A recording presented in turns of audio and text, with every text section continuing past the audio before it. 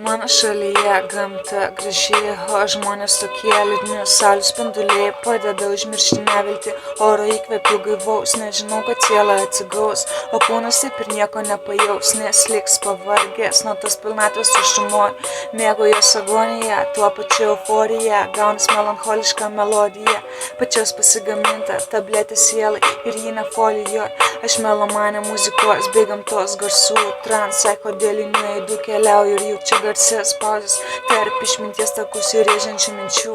Kūnas šventa bet paniekinta, žemė įšalęs, nereikia nekvėpuoji, tiesiog ramiai atsipalaiduoji, susikoncentruoji į kitiem nepastebimus dalykus, visą energiją sueikvoji.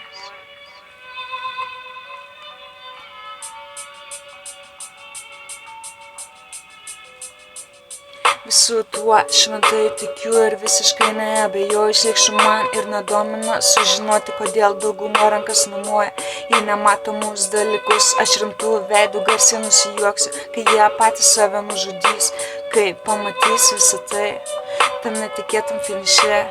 Jie pamatys visą tai tam netikėtam finiše.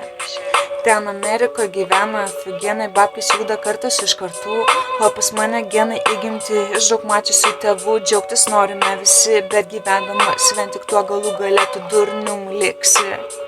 Kai apsiausia teks palikti, pasakyk nuoširdžiai man, kaip manai, tu pakilsi ar nukrisi? Tu pakilsi ar nukrisi? 2016 EL